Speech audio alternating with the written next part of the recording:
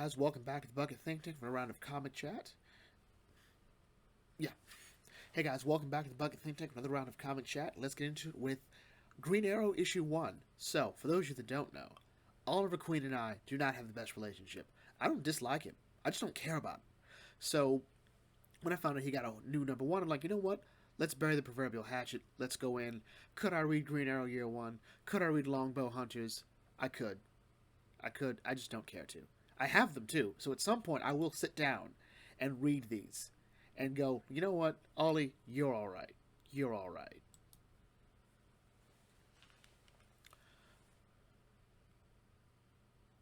So, we start off with Green Arrow, roughly where we left off. The events of Dark Crisis on Infinite Earths. Okay, we lost Ollie. Like, he just ended up somewhere else. And so he's like, oh, this looks like a preview trailer for Doctor Who circa what, 2007, 2008? Kind of what that looks like. So he's like, okay, all right. Meanwhile, the rest of Ollie's family is going out looking for him. And by family, we mean, well, Roy Harper, the friend, his first sidekick, his son, Connor Hawk, because, yeah, that happened. I didn't know about Connor until I'd read Joshua Williamson's Robin book, which was actually a really good book. I totally didn't know that was a thing. And of course, Black Canary leading the charge. They're all going, fighting the good fight, trying to find Ollie. And it's nice to see this. In a way, it does sort of endear you to the greater Green Arrowverse. But at the same time, I don't know. It sort of makes you wonder, like, hey, why don't these guys have books? I mean, I get why. Um, Not every character gets a book, especially if you're not a member of the Bat Family. They always get books, or attempt to get books. At some point, I will have to read Tim Drake Robin by Megan Fitzmartin in its entirety. It got canceled, so ha. But the best thing about this is really just seeing Ollie talk about the members of his family, how his relationship with Roy, his relationship with Connor, how he feels bad that he wasn't there for Connor all those years. Also, he tends to not be there for Roy. How before he met Black Canary, he thought his heart had been left on that island where he spent all that time on. But no, she helped him find it again. So, yeah, there's something sweet about that, to be sure. How important these people are to Ollie. Where I think, in another way, we'd spend a bunch of people talking about how great Ollie is. I think it's best that we have Ollie narrating this, talking about how important they are to him. And meanwhile, as they fight the good fight against some thugs trying to figure out where Ollie is, they are stopped by, or they're saved by this person, by a mysterious assassin or figure, or someone wearing a cat mask. And she goes off, and Roy goes, hold on, I know that. I know who that is. And it's really sweet because, for those of you that don't know, Roy has spent a lot of time looking for his daughter. He really has, all right? The whole thing in Justice League Secret, what was it? New Frontier. Roy is searching for his daughter. He became a Black Lantern. It was intense how hard he was looking for his daughter. So he sees her, and he talks about the fact that, hey, I remember when you threw your first ninja star, you were 2 years old. I argued with your mom, but I was so proud. We used to watch action movies at night, and the last time I saw you were 5 years old when you went missing, and that was the worst day of my life. And then he sort of talks about, hey, I know that's you, and look, I don't know where you've been. I don't know if you want to see me or whatnot, but I'm just so happy you're alive, and whenever you're ready, if ever you want, you have a home here. And I love that. I love it because instead of Roy being like overly emotional, he sort of realized that this is my daughter, but she spent all this time away. She might not even remember me. But he's not going to push. He's just so happy that she's alive, that he knows that she's here. So he sort of says that. And luckily, Roy's rewarded as Lean comes in, hugs him, in the daddy thing. I love this image here. Like, you're almost getting me to want to read more of this. But no. Close, but no cigar. So he's happy. He's asking, hey, what happened? She's like, yeah, Mom and we had a bit of an argument. I didn't quite like the life she led. But then something else happens. And she says, like, they won't let us be together. And then she and Connor start disappearing, and she's like, Amanda Waller, find Amanda Waller. And as they disappear, and Roy, who is in no mood now, is like, where the fuck is Amanda Waller? All right, and I can only imagine.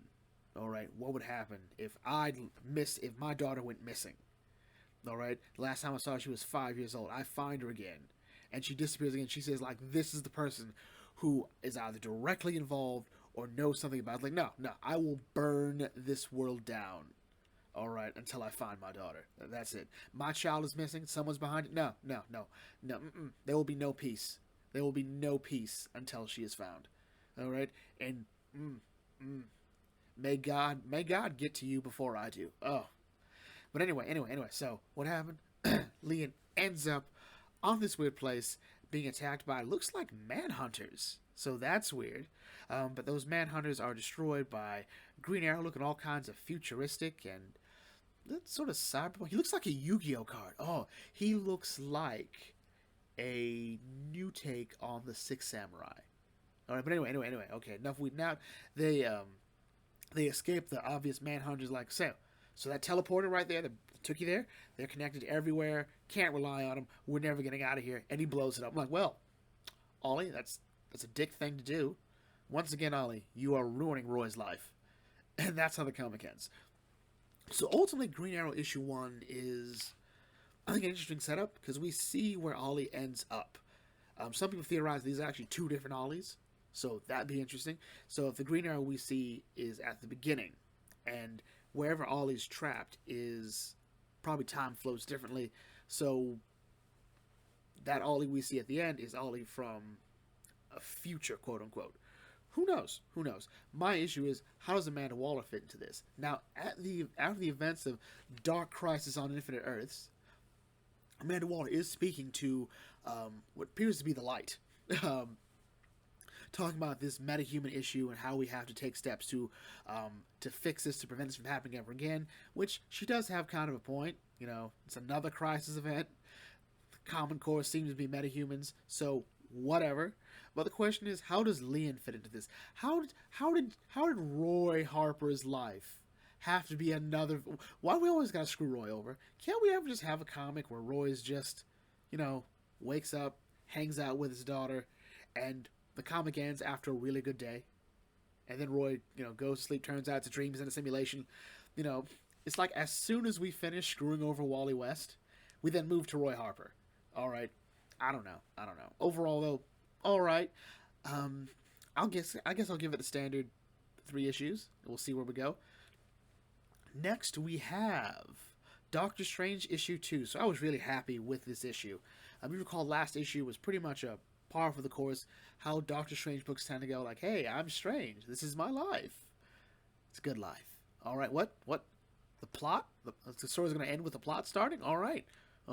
So here we are with issue 2, and I like this because it starts off with a house call. All right, so it turns out Clea and Moon Knight are, I guess, friends. They might imply more. I don't know. I'm not gonna act like I care enough about Moon Knight. But anyway, Doctor Strange is not like Moon Knight. All right, but either way, they're here because there is a child who is not waking up. All right, they've tried everything. They've called doctors in. Moon Knight's like, yeah, something's wrong there mentally, and we don't want my brain syncing up with anyone else's brain. I'm like, okay, that's fair. And Strange goes, okay, someone stole this child's astral form, so she's in the dream realm. All right, I'm like, dream realm or the realm of sleep? Sorry, I'm Kingdom Hearts. All right, anyway. So what happens is Strange and Clea like, we will enter the dream realm to find her astral form. I'm like, okay, I like this. Into the dream realm, and yeah, it's kind of messed up. But what's really cool about this, in my mind, is they're met by these sort of manifestations of their nightmares. And what's interesting about it is Clee's nightmare is sort of like, hey, you think you've really changed. You think you're anything more than a warlord drenched in blood. The lies you've told. I'm like, oh, okay, what's going on? What is Clea not telling us? And what is she afraid that Strange will find out? Or is she feeling that she's not worthy of being with Strange because of, her warlord upbringing? Is she too different? Can she ever be anything more, or is she just that? Strange is met by another form. It's an older version of himself. He's like, "How old are you, man? Yeah, yeah, you're getting older. Your memory's fading. Your powers are getting weaker. What are the odds you're really gonna keep a woman like Clea?" All right. Now, to be fair, Strange is he's an old character. He is. I don't actually know how old he is in book. I'd figure he'd be the same age as Tony, um, because comic book ages don't really matter. But it's sort of like feeling the fact, like, hey, his soul is probably old. Like everything he's done. I know there's been some like time travel shenanigans. He's been trapped in other dimensions. Had to go through each day as it passes. So he probably is old to some extent. And Clea is young, powerful, confident. She could probably have anybody she wants. And so, how long does he think he can keep her? And what's really cool about this is, as Clea narrates, is like the best thing about being married is that you don't have to deal with your fears alone. And so they switch opponents. And I love that. I love that. Strange deals with Clea's fears, like, no, no, no, my wife is not some sort of savage. And she goes to Strange like, my husband is not a dullard. I'm like, oh, okay, I like it. I like it. It's sweet. It's tender. It sort of sells these two as a couple, so I can get behind that. Turns out these are phobivores, sort of manifestations in the, I guess, the dream realm. Still trying to had to fight to call the realm of sleep, so they figure out what's going on. Okay, there it is. So it turns out the being here is Nightmare, and Nightmare is going, "Oh my God, Strange, will you leave me alone? I did what you wanted. Stop hurting me." Strange like, what's he talking about? I didn't do anything to this guy. And Clee's like, I didn't do anything to this guy. And it turns out someone here has been messing with him, and he thinks it's Strange. And Strange points out that the pins put inside him, that is magic beyond even them. So I'm like, okay, I can see how he thinks it would be Strange. One of the Stranges, because, it's advanced magic. Only a few people can use that level of advanced magic. So, okay. I see that. But they're like, all right, so we'll deal with that later. Let's find this kid's astral form.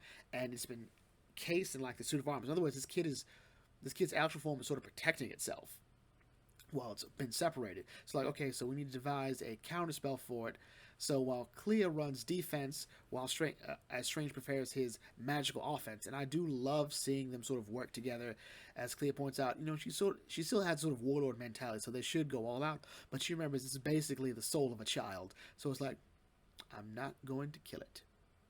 And they don't. They get the kid back. Everything's good. Everything's copacetic.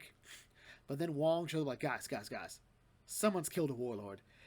And everyone thinks it was one of the Stranges. And so Strange looks at Clea like, Clea? What were they talking about? And that's how the comic ends. So ultimately, Doctor Strange issue 2, I felt was actually fun. I like that this case here, this little adventure, led to a bigger story. Not directly the cause of it, but it left off something else here. So in other words, whatever happened to that warlord in the first issue seems to be connected to what happened in this issue. Someone attacked a warlord, or the lord of a dimension, and they seem to think Strange is involved. And so now, is this a new one that Wong's talking about, or is it just the one from the previous issue? Who knows? I'm excited to find out. Issue 2 was good, got good momentum. And finally, we have Gargoyles, issue 5. All right, so I'm excited about this one. This one, the narration is from one of my other favorite Gargoyles, Hudson. And Hudson talks about, where he gets his name from, the river. And he talks about how long he's been in this and really how he's sort of scared right now.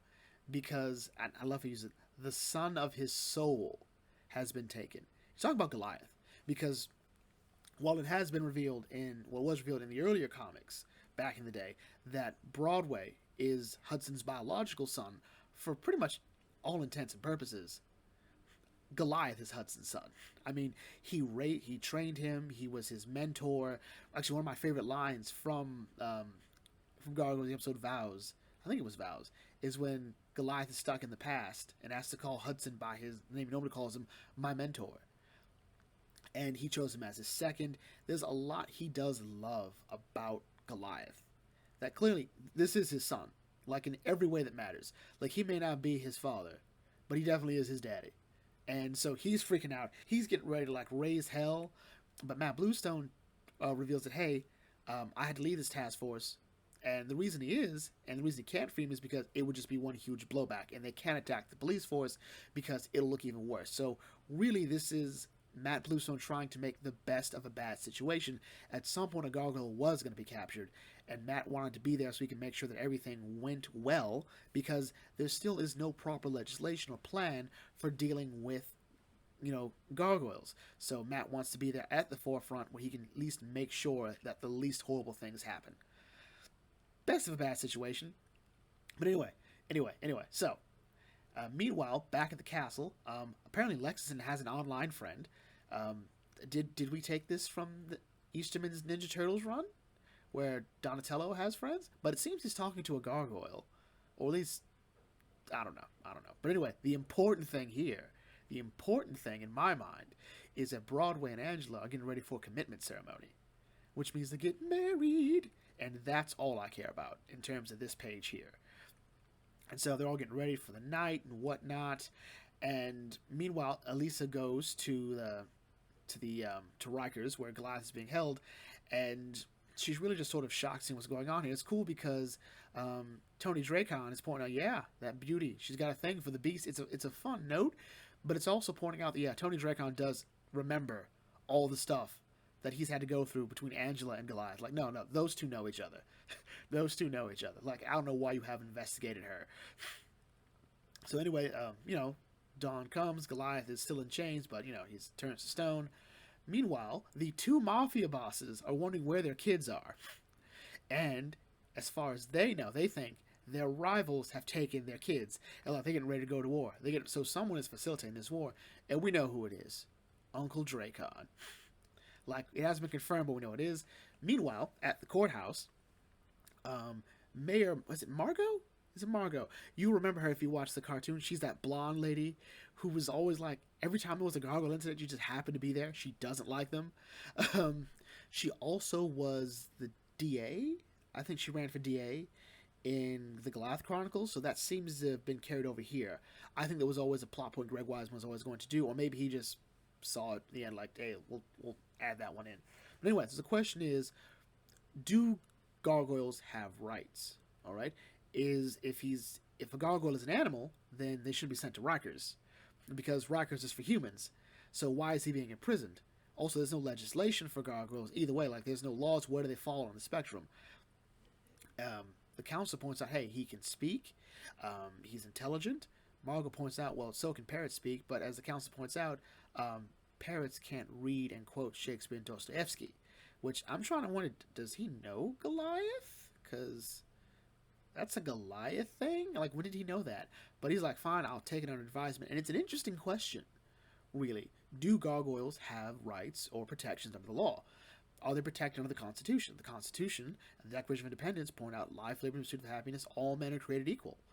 There's a certain unalienable rights. So the question is, do gargoyles fall under that? I think we can make the argument that any sentient life is due some form of dignity and protection. But the question is, does it apply to the sort of non-citizens that the gargoyles are? All right, because not only are they from Scotland, all right, they're not even from the right time period. So who knows? And if they are citizens, where do we go from there? Like, do they have to pay taxes? I don't know. But the question is, what are they being arrested for? What laws have they broken? And if they aren't considered citizens or even humans, are they subject to those laws? I don't know. It's an interesting question. It's an interesting question that this issue here won't answer because it doesn't have time for it. We'll go into it more next issue, I'm sure. Meanwhile, Hudson breaks down what happened to the clan, and everyone's like, all right, we're going to go in, we're going to bust open, and we're going to bust the place open and get Goliath out. Brooklyn, who is the second in command, in other words, if Goliath isn't there, they must defer to Brooklyn, which is fine. There was a whole episode about it, really cool, and it was actually like a little mini arc about it when Goliath went missing. But anyway, Brooklyn says, like, look, so my main rule is no gargoyle gets left behind, all right? We protect our own, and so we're going to go in there, but we're going to go with precision and stealth. So Broadway, no. Lexington, no. Yeah, no. You need to stay behind some more. Feel a bit more out of place. So he takes really Cold Stone and Cold Fire. And they go in. Meanwhile, our two mafiosos get They get the pictures with their kid holding a newspaper to show like, hey, this shows you we have the kid. It's an updated picture, and like, you know what? We're gonna go to war with our rivals because we know they have them, which is interesting because remember, as far as they know, their kids went to hang out with each other. So it's a very nice Romeo and Juliet mafia thing. Actually, I think the Romeo and Juliet thing works best in a mafia story because cooler heads can't prevail because they can't go to the police. Actually, couldn't they? Anyway. So meanwhile, Brooklyn and company go to Rikers. They go to break Goliath out, and Tony Dracon, and I forget the other guy's name. Why can I never remember? They point out that, hey, well, look at that. Look at that. Yes, gargoyle do-gooders when it's appropriate for them. So hearing this, and probably even before that, Goliath tells Brooklyn he has to go, and he has to stay here. And that's how the comic ends. Ultimately, Gargoyles issue 5 is, I think, Greg Weisman doing his attempt on the Goliath Chronicles episode, Justice for All, which is actually, I think, one of the better episodes of the Goliath Chronicles. Because same thing happens. Goliath is arrested, and he does not want any legal trips. He doesn't want any legal tricks. He doesn't want to be taken out of prison. He knows he's done nothing wrong, so he wants the system to play its part, get him in, get him out. And I like that. And I like this here. Actually, that episode actually had, I think, my favorite quote from the Goliath Chronicles, in the fact that it says that for society to survive, it must first have laws, rules agreed upon by the community. To reject these laws is to reject the community.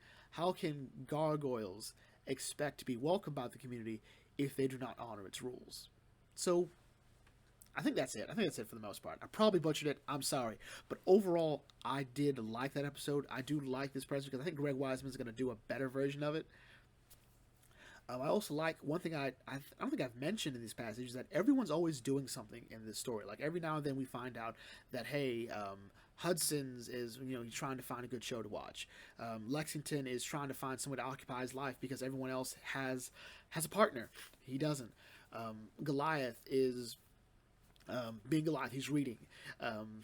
Broadway and Angela are planning for the future, which I love that.